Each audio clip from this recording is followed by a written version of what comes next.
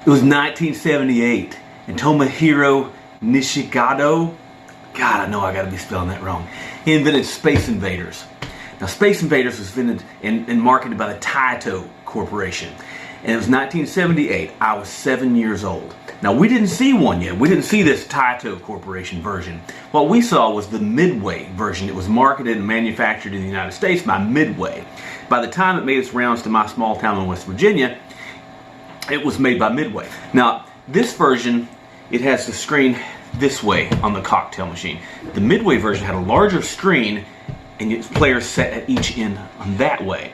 Now, these versions were very, very popular in restaurants and arcades, pizza places, places where people would sit down and you could use this. Now, I use this as a coffee table, but this was used as a table in restaurants. It was used as in bars. It was used everywhere.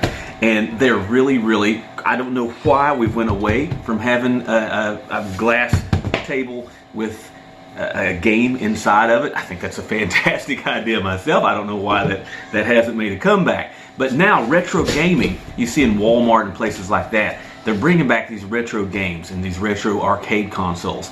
So hopefully at some point somebody decides to bring back these cocktail arcade games. I want to show you mine. It's pretty cool.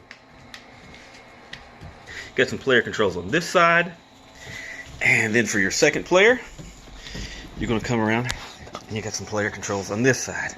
He's being needy. He sees the video camera out, and usually this video is about him, and he doesn't know why that I'm not trying to point the camera at him. He's needy today. Just like I remember when I was a kid.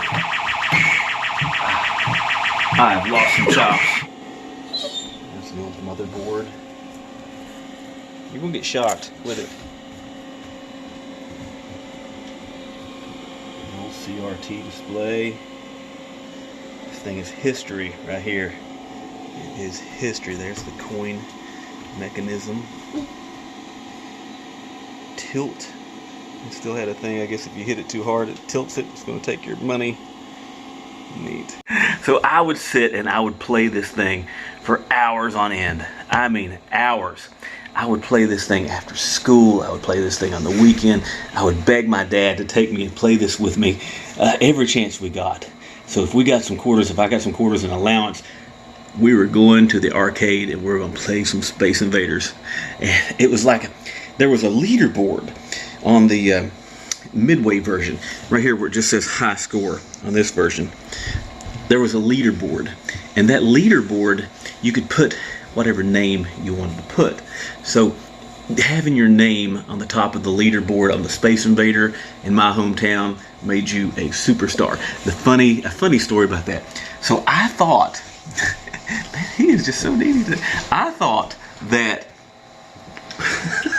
that there was a kid named Midway in my hometown because the default high score was set to Midway, and I believe it was something like 5,000 or something like that. And I thought, you know, at the time, this kid is really, really good.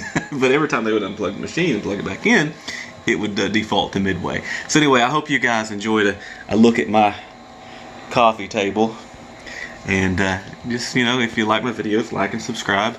And you definitely see more of this guy right here. He thinks he has to be in every video. He's went from being a camera shy pup to every time I pull out a video camera, he's got to be there.